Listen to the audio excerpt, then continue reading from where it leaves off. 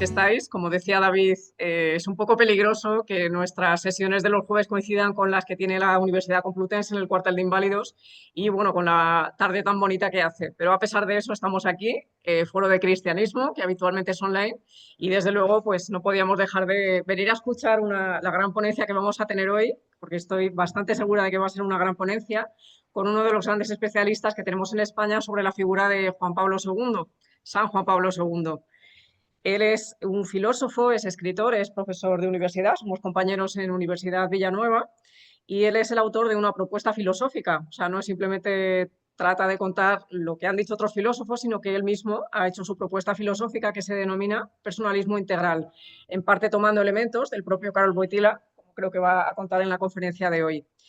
Él es fundador y presidente de la Asociación Española de Personalismo, de la Asociación Iberoamericana de Personalismo, de la revista Quién, de Estudios Personalistas, y además es profesor titular en la Universidad Villanueva de Madrid. Tiene 20 libros individuales, más de 130 artículos científicos y capítulos de libros, y sus obras han sido traducidas al inglés, al polaco, al portugués y al alemán. Ha publicado, entre otros escritos, para comprender a Karol Wojtyła, que tiene directamente que ver con la conferencia que va a impartir hoy. Porque el caso es que casi todos nosotros conocemos la extraordinaria figura de San Juan Pablo II como pontífice, pero el hecho es que él tenía una trayectoria anterior muy intensa también, como bueno, poeta, como estudiante de filología eslava, como autor de obras de teatro, después como profesor de ética en la Universidad Católica de Lublin, y finalmente como un obispo y arzobispo de Cracovia muy innovador, una de esas figuras que estuvieron presentes en el Concilio Vaticano II y que de manera pionera fue de alguna manera realizando en su propia diócesis todas las conclusiones del Concilio Vaticano II. Entonces, bueno, pues es una figura lo suficientemente interesante, poliédrica, como para dedicarle una sesión en nuestro foro de cristianismo. Debo añadir además que hace unos pocos días acabamos de estar en Polonia, en ese extraordinario país, conociendo las raíces de Juan Pablo II, de Karol Wojtyła, y participando en un congreso sobre las aportaciones filosóficas de Karol Wojtyła. O sea, hay numerosos filósofos a día de hoy en Polonia que siguen investigando esto. Como ha sido una figura tan innovadora que realmente su propuesta filosófica merece la pena ser estudiada, ser, bueno, de alguna manera investigada a fondo en congresos y después pues, publicada en las actas de los mismos. No me entretengo más, creo que están deseando todos escuchar a nuestro ponente de hoy, Juan Manuel Burgos, y bueno, pues le paso la palabra para que nos cuente todo este recorrido y toda esta innovación que ha significado Juan Pablo II. Muchas gracias. Pues nada, muchas gracias, me alegro de estar aquí. Como habéis visto, ha empezado prácticamente la conferencia, que también podía darla a ella, porque sé mucho de Juan Pablo II. Luego, un agradecimiento por haber venido esta tarde, que con la calorina que, que ha entrado de repente, pues cuesta moverse estas horas. Yo también creo que puedo que esté un poco espeso, porque siempre que de repente entran los 35, como que necesito adaptarme. Normalmente pasa en julio, pero aquí de repente nos ha pasado a todos directo ahora en mayo, ¿no? Bien, bueno, la conferencia se titula Juan Pablo II, 20 años después, y bueno, me ha parecido interesante plantearla primero, o sea, viendo quién era Juan Pablo II, ¿vale? Y qué es lo que hizo para, de alguna manera, decir, bueno, 20 años después, ¿qué queda de todo eso? Esto creo que es interesante porque a veces un poco con los papas, con las figuras papales, eh, yo creo que lo llamé en alguna ocasión lo que llamamos el consumismo papal, el consumismo magisterial. O sea, que llega un papa y tiramos por la borda a todos los papas anteriores, entonces nos centramos en ese papa, llega el nuevo, todos los anteriores nos olvidamos y bueno, pasa un poco así, pero bueno, un poco porque es la ley de la vida, también porque vivimos en un mundo muy presentista con Internet, pero claro, también hay que ver cuál es el legado que queda de cada papa. No todos los papas son iguales, no todos tienen el mismo peso. Y bueno, entonces quería centrarme en esta figura quería contar un poco primero, pues eso, quién era Juan Pablo II y cuáles son las cosas que hizo.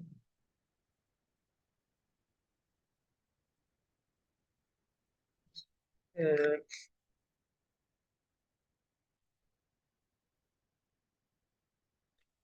porque yo creo que es una de las figuras, es una figura grandiosa del siglo XX, parte del XXI, y es una figura tremendamente poliédrica. O sea, es decir, que fue una persona que fue capaz de hacer montones de cosas diferentes y además de hacerlas bien, claro, porque montones de cosas diferentes todo el mundo puede hacer hasta cierto punto, ¿no? Pero hacerlas bien, eso es mucho más difícil. De hecho, en general, nosotros, los que nos, digamos, los normales, por así decir, pues entonces si nos esforzamos, con un poco de suerte conseguimos hacer una cosa bien o dos, pero para eso necesitamos especializarnos y trabajar en ella a lo largo de nuestra vida. Pero ese no fue el caso de Juan Pablo II, que consiguió hacer muchísimas cosas bien. Y entonces quería un poco recordar primero, un poco pues eso, qué es lo que hizo él, algunas de las cosas, porque por ejemplo, ya me había olvidado de su participación en el Concilio Vaticano II, que la ha comentado Nieves, simplemente pues para que hagamos una idea del peso de esta figura, tanto en su periodo previo al papado como en la figura del papado, ¿no?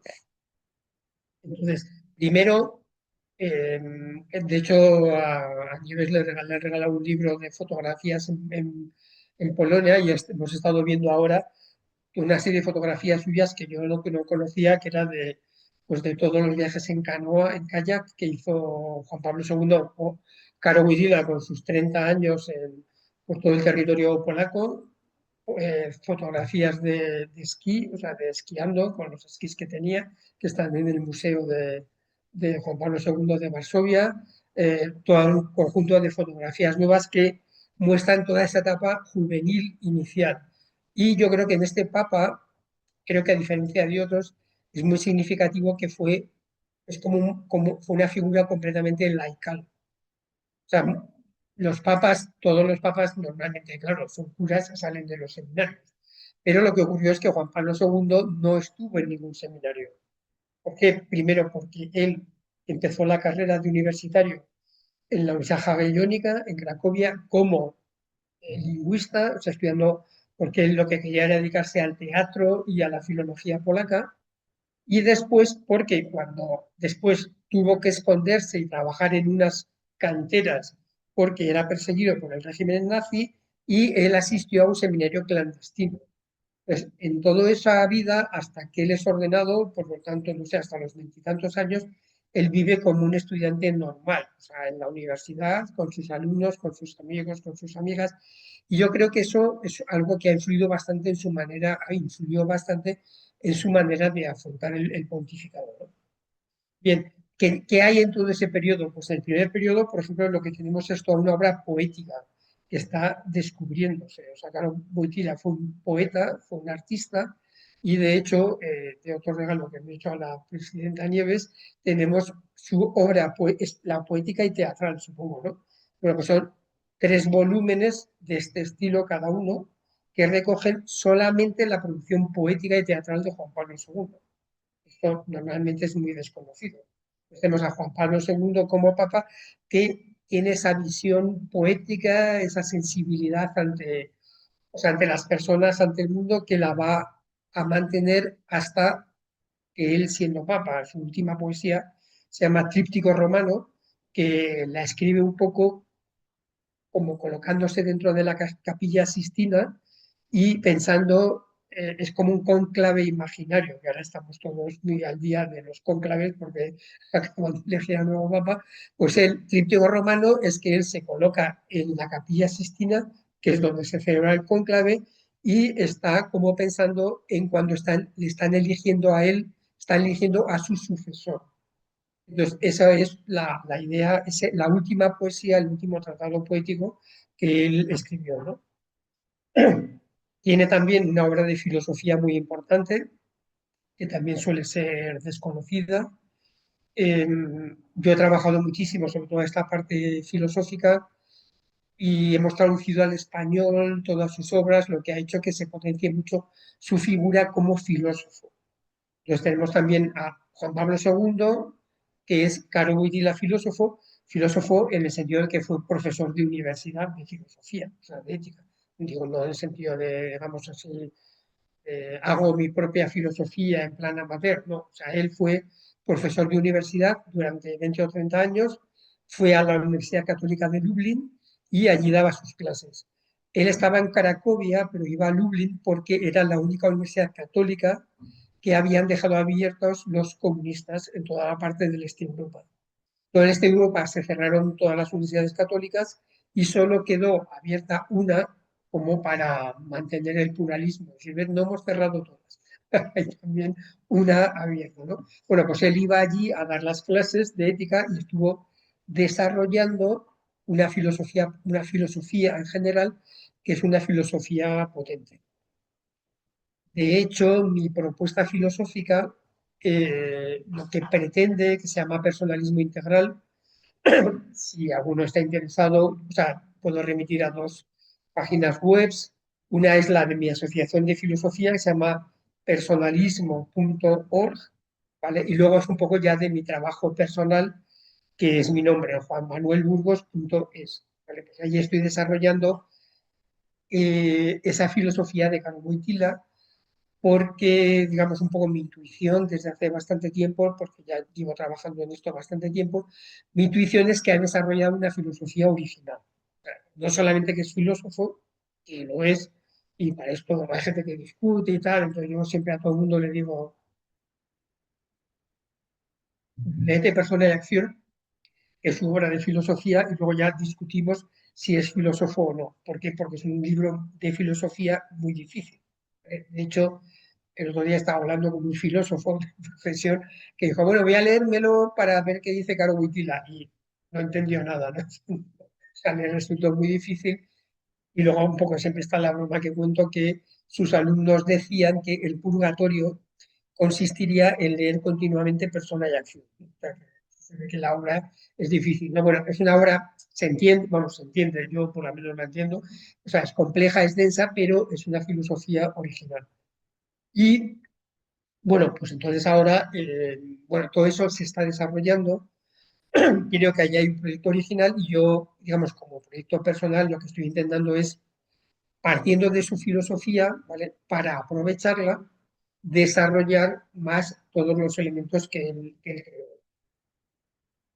Bien, bueno, luego, Juan Pablo II tiene también una teología que es la famosa teología del cuerpo, que ahora, de hecho ayer di, aunque esto formaría un poco parte de la segunda parte de la conferencia, de qué es lo que ha quedado ahora, pero bueno, se puede ir comentando ya, la teología del cuerpo es, bueno, esa obra maravillosa que él tiene sobre la relación hombre-mujer, pues también es un libro, digamos, escrito, que se llama Varón y mujer lo creó, que no sé si os acordáis alguno de esas catequesis de los miércoles que le empezó a hacer durante un tiempo, ¿no? Bueno, pues entonces ahí viene una reflexión muy original sobre, digamos, como la relación entre hombre y mujer desde el punto de vista de la revelación cristiana. Eso, por ejemplo, también fue una perspectiva muy creativa de Juan Pablo II, porque hasta ese momento eh, los papas, bueno, por lo menos los papas de la modernidad, ¿vale? Tenían sobre todo como una actitud a nivel doctrinal, magisterial, de tipo negativo. O sea, básicamente lo que hacían era decir lo que estaba mal. O sea, la gente como iba haciendo ideas, los teólogos iban desarrollando ideas, y en los documentos magisteriales el Papa decía, no, pues esto no, esto no, esto bueno, vale, esto sí, pero era como mucho de sí, no, o sea, de ya está, ¿no? La teología la hacían otros. El Juan Pablo II es de los primeros papas que él hace teología innovadora, cosa que en ese momento sorprendió a todo el mundo, porque él estaba como planteando una teología nueva. Entonces, ¿no? Estaba superando esa visión antigua de simplemente pues, en la visión del magisterio de la Iglesia es decir lo que está mal o sancionar lo que está bien. Entonces fue a una visión mucho más creativa, ¿vale? O sea, decir, no, bueno, también el Papa puede hacer teología. Esto con Ratzinger, pues ya lo hemos visto todos, que Ratzinger pues escribió, él siendo Papa, escribió obras de teología, Entonces, pero esto ya empieza con Juan Pablo II, ¿no? Con esa maravillosa obra de teología. En ese texto es que esa imagen realmente se realiza por la pareja entre el hombre y la mujer. O sea, la imagen de Dios es mucho más completa si esa imagen la asociamos no solamente al hombre aislado, o sea, al hombre, a la persona, sea hombre o mujer. Podemos pensar, ¿por qué somos imágenes de Dios? Pues porque somos libres, porque somos inteligentes, etcétera. Entonces, esto es lo que hace que seamos imagen de Dios. Pero la, en este libro, lo que él dice es por qué la pareja humana es realmente una imagen de Dios más adecuada que solo el hombre o solo la mujer. Pues porque Dios, el Dios cristiano, es un Dios trinitario. O sea, es un Dios que no está solo, que no está aislado. Es como el Dios judío o el Dios musulmán, que son dioses únicos, un solo Dios. Sí, pero en el caso del cristianismo, que es ese misterio de la Trinidad, Dios es uno y trino. O sea, en Dios hay tres personas que se relacionan entre sí.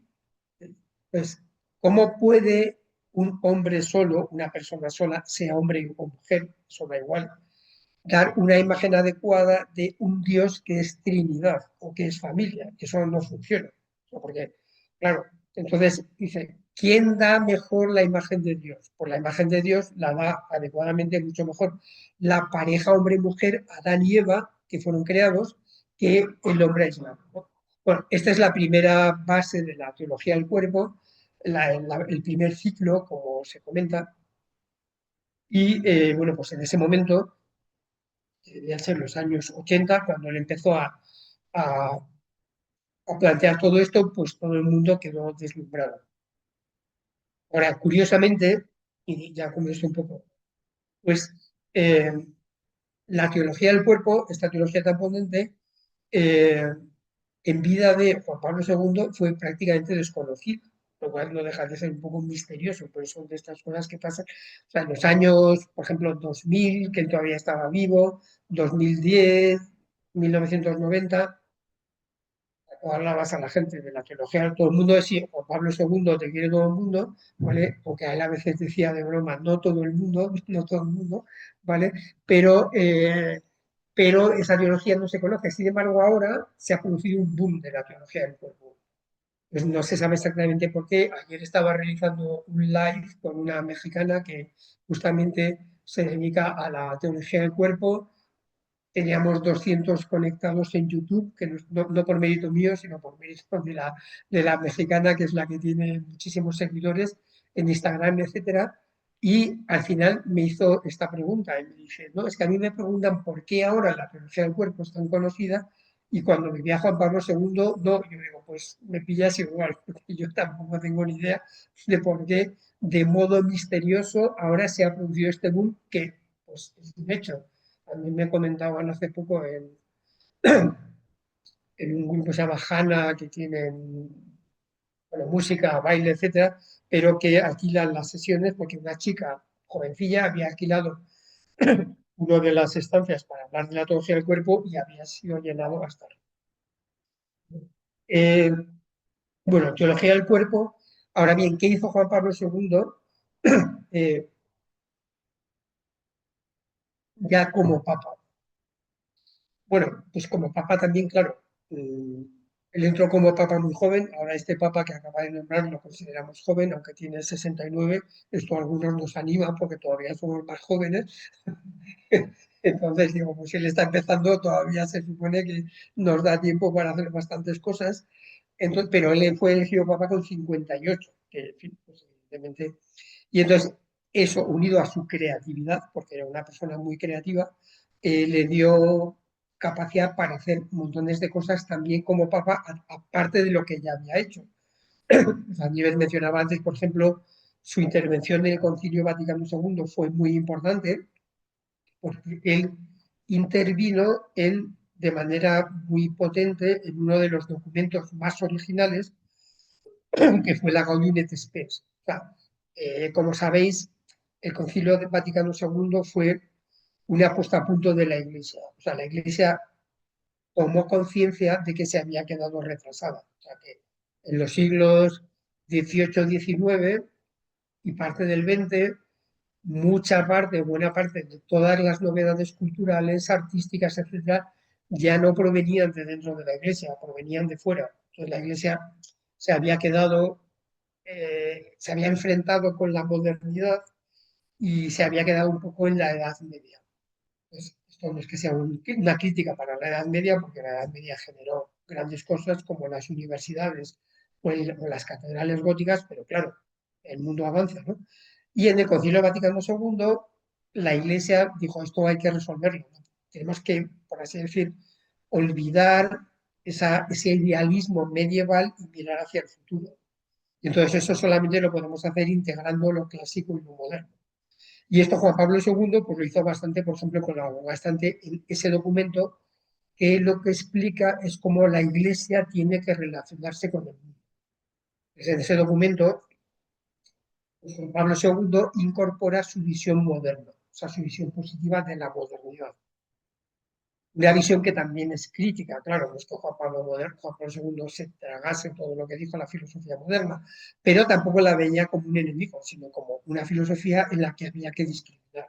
Entonces él hace una gran síntesis, eh, por ejemplo, también con todo lo que se refiere a la ética sexual, que ya se había salido en la responsabilidad, y genera interviene para que ese documento tenga todo el peso que ha tenido en la historia de la Iglesia y que tiene que tener todavía, ¿no? O sea, el Vaticano II, pues, o sea, ahora queremos, como somos internet, nos acelera a todos, entonces desde el Concilio Vaticano, desde el Concilio de Trento, estuvo el Concilio Vaticano I, que fue 4 siglos después, y luego el Vaticano II, que creo que fue no sé, 100 años después o algo así. Entonces ahora, como queremos un concilio cada 2 por 3 para que tengamos noticias novedosas, ¿no?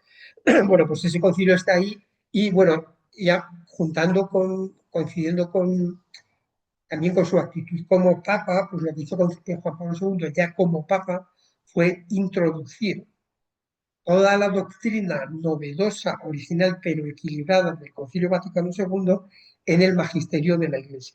Cuando él fue elegido, yo creo que tenía como 17 años o por ahí, más o menos.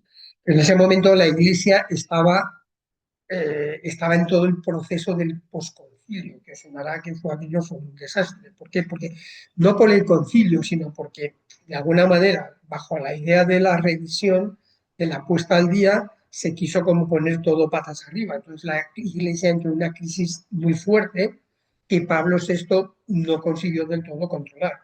Vino Juan Pablo I, que papa muy simpático, pero que no estuvo nada, un mes, y luego ya vino Juan Pablo II. Entonces él tenía, por ejemplo, como papa, esa tarea inmensa de, por así decir, de centralizar la iglesia, o sea, no centralizar, sino, claro, en el sentido de llevarla al centro, o sea, de evitar los extremos, ¿no? De unos por un lado, otro por otro lado, y de una renovación que ya no era renovación, sino que era revolución. Entonces, ¿cómo lo hizo él? Bueno, por una parte, porque también tenía dotes de gobierno, o sea, por eso digo, es que es una figura realmente gigantesca, claro. Era un papa pensador, poeta, pero que además tenía dotes de gobierno, o sea, sabía cómo gobernar. De hecho, claro, gobernó la Iglesia muy bien durante 25 años.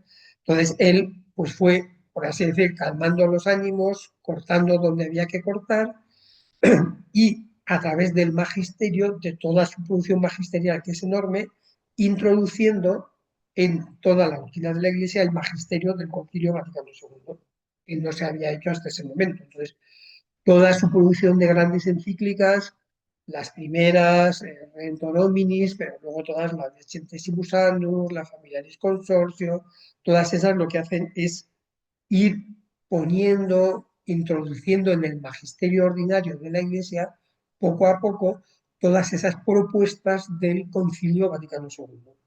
Pues eso hizo, o sea, por ejemplo, o sea, él realmente fue innovador. eh, por ejemplo, la Iglesia prácticamente, que yo sepa, puede que me equivoque, pero creo que no, nunca había hablado de derechos humanos. O sea, es decir, no es que estuviese en contra, pero claro, la teoría de los derechos humanos es una teoría que viene con la Ilustración que la Ilustración en parte vino con la Revolución Francesa, en la que pasaron muchas cosas, entre las que murieron miles de católicos y de curas, y entonces, claro, la teoría de los derechos humanos, etcétera, había mucha gente dentro de la Iglesia que le sonaba mal.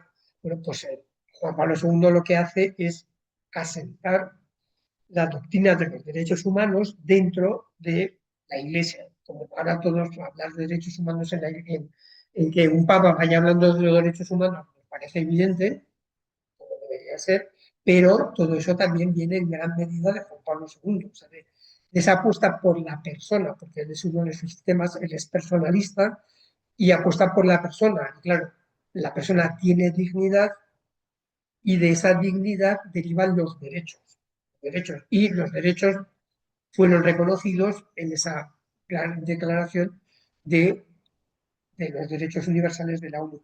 De hecho, él lo llama una piedra miliar en la historia de la humanidad. O sea, Juan Pablo II dice literalmente que en uno de sus documentos, no sé si esto creo que fue, o sea, él fue a la ONU, rápido, la ONU no estaba como ahora de capa caída, desde que fue Juan Pablo II hasta ahora ha ido la pobre un poco yendo en picado. En ese momento la ONU tenía muchísimo más peso que ahora y nada más elegido, Juan Pablo II tiene una declaración ante la ONU en la cual pues hace esa reivindicación tan potente de esa declaración de los derechos humanos, porque es algo que realmente es muy impresionante cómo, claro, estaba detrás de la Segunda Guerra Mundial, lo cual evidentemente no, ¿no? Porque había habido muchísima muerte, mucha destrucción, pero entonces los países, cientos de países, se ponen de acuerdo sobre unas tesis sobre el hombre.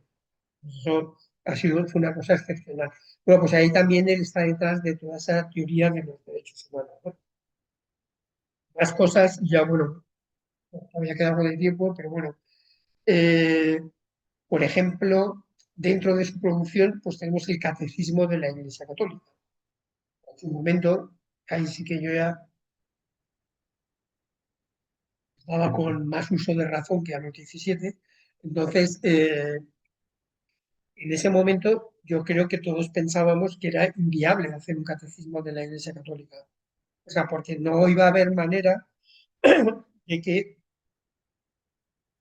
con el caos doctrinal que había posteriormente al Vaticano II, la gente se pusiera de acuerdo en que era la doctrina de la Iglesia. Pero bueno, él con su sistema digamos, de, de- de abierto, sinodal, pero realmente sinodal, como diríamos, él pidió información a todos los obispos del mundo. Todos los obispos del mundo pudieron intervenir, fue una tarea enorme y al final surgió el catecismo de la Iglesia Católica, que bueno, ahora yo creo que no sé si se utiliza demasiado, pero creo que es, aparte de que es también el catecismo del Concilio Vaticano II, y que creo que es un libro que podemos leer de vez en cuando, o sea, creo que conviene leer de vez en cuando, eh, porque hay una riqueza doctrinal muy potente allí, o sea, hay un trabajo innovador y muy rico en el que se abordan todos los elementos. Probablemente no es lo mejor hacer una lectura continuada, porque tiene como 500 páginas, pero se puede ir un poco como por partes, ¿no? Pues voy leyendo y creo que es una lectura que enriquece. Pero vamos, el hecho es que se hizo un concilio, un catecismo de la Iglesia Católica, o sea, es decir, como toda la Iglesia Católica tenía como base esa fe. Y entonces eso fue un instrumento de unidad potentísimo para la Iglesia, porque no era yo digo lo que quiero, cada uno dice lo que quiere, etcétera, y aquí cada uno va a su bola, que diríamos, no, o sea, o sea, evidentemente es un texto largo, es un texto abierto, no es un texto un poco tipo catecismo de Trento, que bueno, Trento era otra época, o el Concilio de Trento, que es el que no diga que no sé cuál, pum, anatema, ¿no? Afortunadamente esos tiempos pasaron, también era hace mucho tiempo, ¿no? O sea que los protestantes tampoco es que se andasen con tonterías, ¿no? A la hora de perseguir a los católicos, ¿no? Pero era otro estilo y entonces ahí se creó un gran elemento de unidad. Bueno, más cosas. Bueno, pues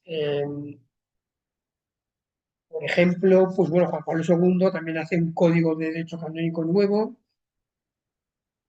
hace un código de derecho canónico para las iglesias orientales, que a esto a nosotros nos pilla muy lejos, a mí menos porque tengo un hermano sacerdote en Rusia, que bueno, pues y él es, o sea, es católico, pero del rito bizantino, entonces claro, como él era eslavo, o sea, claro, porque al español, lo de a partir de Polonia para allá, o sea, todo eso nos pilla como lejísimo.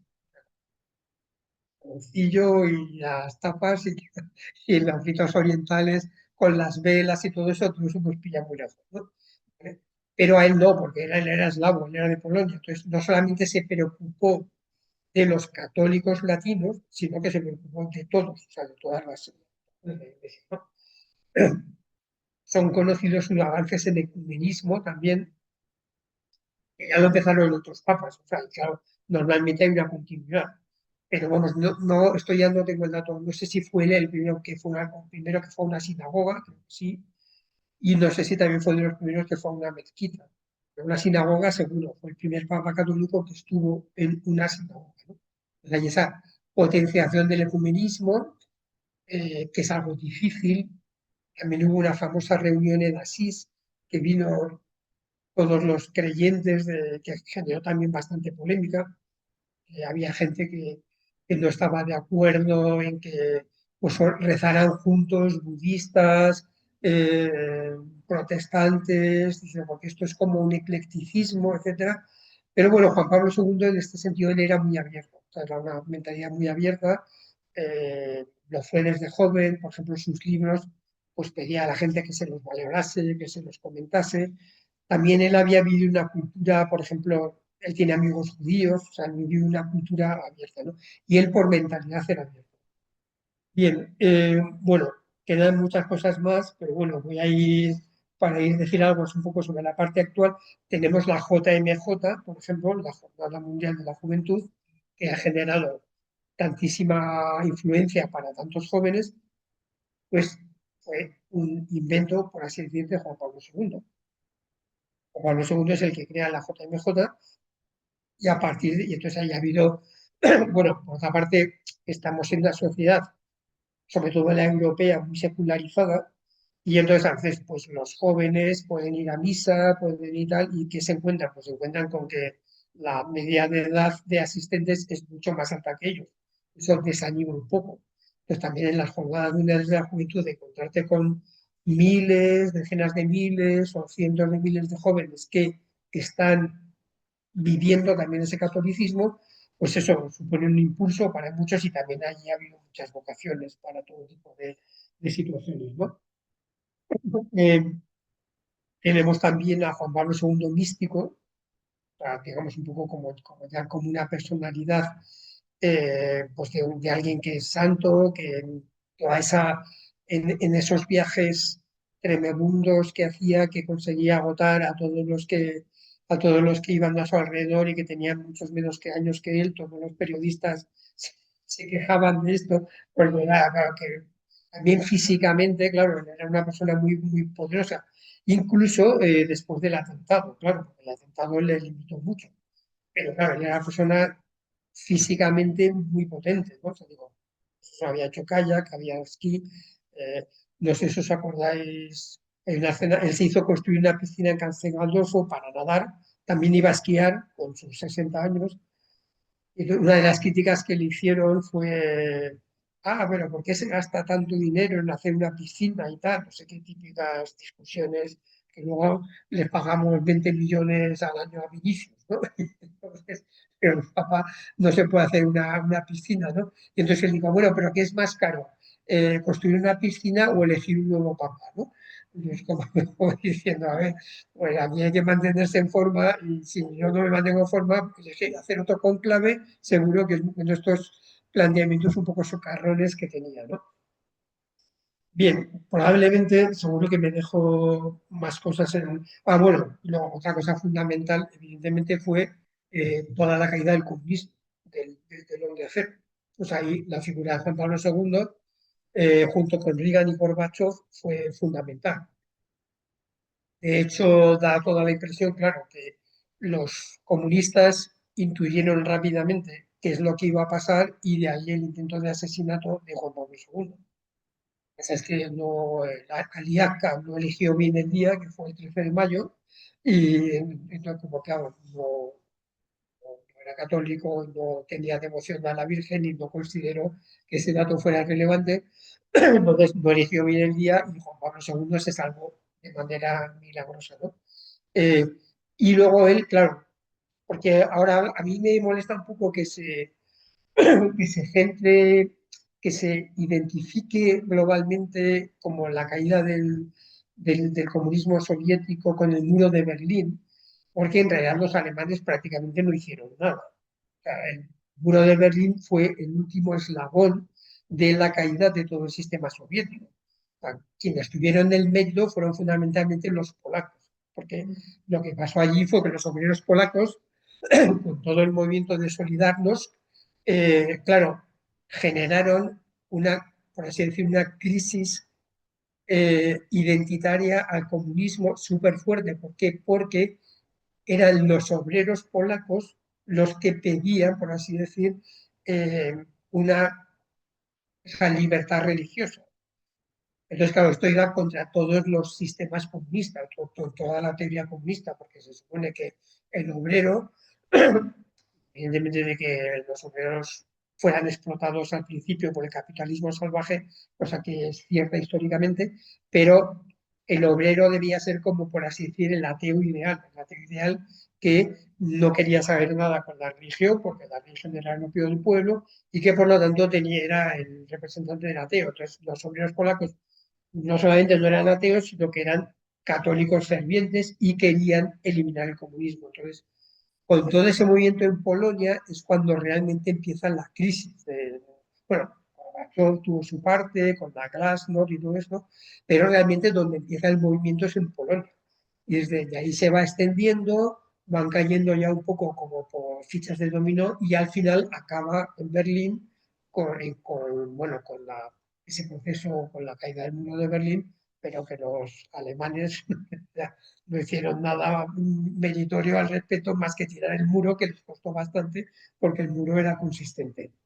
Bueno, eh, ¿qué queda de todo esto para entrar ya así un poco ahora en la parte final? O sea, ¿qué queda de todo esto 20 años después? Eh, bueno, yo creo que la figura de Juan Pablo II ha quedado un poco oscurecida durante el papado del Papa Francisco, ¿vale? Eh, yo creo que esto, bueno, tampoco quiero, digamos, como ser un poco crítico o excesivamente crítico. Creo que esto no ha sido tampoco simplemente un descuido, sino que creo que ha tenido una cierta, ha sido porque se ha querido así. Por ejemplo, podría decir en este sentido que para mí resultó muy llamativo que cuando se beatificó a Juan Pablo II, se beatificó a Juan Pablo II con Juan XXIII.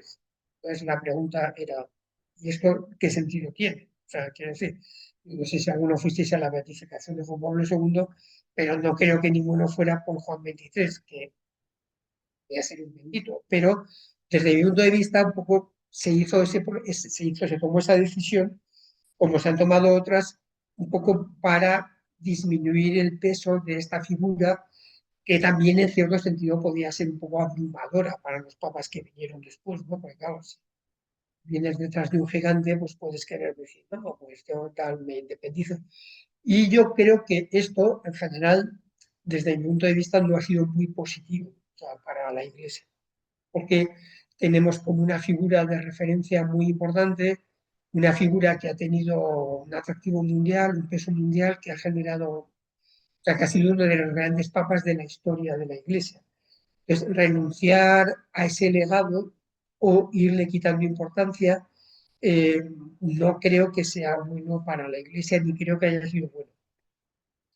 De hecho, ahora, bueno, ahora tenemos a un nuevo Papa, pero probablemente tenemos una Iglesia ahora mucho más dividida que cuando la dejó Juan Pablo II. O sea, una Iglesia muy polarizada en el que o eres conservador o eres liberal, o sea, un poco como la sociedad. Tenemos una sociedad muy polarizada en el que ya no nos escuchamos y o estás conmigo o estás contra mí, pero algo de eso ha pasado dentro de la Iglesia.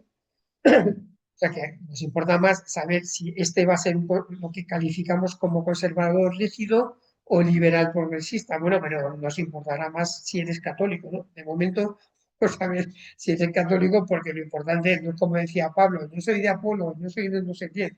Y él dice, yo soy de Cristo, ¿no? Bueno, pues aquí en el cristianismo, pues es un poco igual. O sea, bueno, si eres católico conservador, pues que Dios te la depare buena. Y si eres católico progresista, mientras seas católico ortodoxo, pues también. O sea, al fin y al cabo, eso es lo más importante. Entonces, yo creo que sí, para mí, Juan Pablo II fue una figura centrada.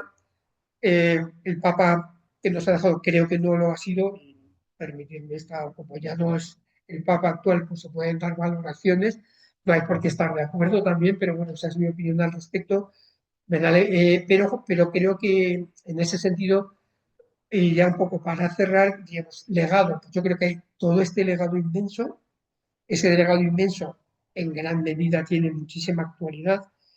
Bueno, con Nieves hemos organizado un máster sobre Juan Pablo II, pero su pensamiento también se sigue utilizando, su poesía sigue teniendo valor, su producción magisterial también lo tiene. Claro, no es que nos vayamos a quedar en Juan Pablo II, pero él ha hecho toda una serie de pasos que siguen siendo fundamentales en la historia de la Iglesia, ¿no? Entonces, vemos la teología del cuerpo que curiosamente ahora toma más fuerza que cuando él estaba vivo, y entonces creo que todo ese legado hay que retomarlo con el tiempo, cuando va pasando el tiempo. Claro, ahora yo doy clase a gente de primero de carrera, aunque gente que ya Juan Pablo II no la conocen prácticamente para nada. No, aparte, claro, como todo el mundo se queda con las fotos últimas, pues se quedan con las fotos de cuando el pobre Juan Pablo II ya estaba ahí, pobre gaga, en la ventana con la palomita. Y digo, sí, a ver, este es Juan Pablo II, pero no es todo Juan Pablo II. También tenemos a Juan Pablo II esquiando, y entonces creo que es muy importante recuperar ese legado. eh, y bueno, porque tiene mucho valor ahora, porque creo que nos ofrece una imagen de la iglesia centrada, o sea, en la que caben todos y todo el mundo es bien recibido. O sea, hay que dejar a la gente, o sea, hay que dejar a la gente libertad para vivir el cristianismo como que ellos quieran vivirlo, ¿no? Pero a mí no me gustan las misas tradicionales, ¿no? Uno le gusta la misa tradicional, pues que la haga. Pues que la haga. Al fin y al cabo fue la misa que, bueno, esa es mi opinión personal al respecto, y al revés, ¿no? Pues si te gusta tocar la guitarra en la iglesia o cantar canciones, pues también a mí sí me gusta. Es cierto que, entonces, pero que la iglesia tiene que ser muy variada, tiene que ser muy abierta y no hay que demonizar a nadie porque sea de otro estilo que nosotros, ¿no? Yo creo que en la figura de Juan Pablo II encontramos un referente para esto. Y bueno, yo creo que también con todo lo que él fue capaz de realizar y muchas más cosas que han quedado en el tintero, pues también tenemos como legado de esperanza y de una figura con mucha fuerza, con mucha imagen. También, por ejemplo, pues él sabía dirigir multitudes, entre otras de las muchas cosas que sabía que hacer. Entonces, como vemos, tenemos un legado gigantesco y yo creo que ese legado pues hay que aprovecharlo. En algunas cosas, curiosamente, está creciendo, es la teología del cuerpo, en otras puede también en la parte filosófica está creciendo, pero todo ese legado está ahí y también tenemos su persona, digamos, ya simplemente como santo, como con coherencia, pues cómo supo convivir con la enfermedad durante tanto tiempo que alguien puede, yo la verdad es que decía, bueno, a ver, ya tampoco hace falta, ya como déjalo, ¿no? Porque ya el pobre se estuvo arrastrando durante todos los últimos años pero bueno, también lo afrontó un poco como, en ese caso, como santificando la enfermedad, diciendo, yo antes era alguien que esquiaba montaña abajo, ahora soy así, pero sigo siendo el mismo, ¿no? Y entonces, todo este es el gran legado que nos ha dejado y que creo que sigue vivo en buena medida y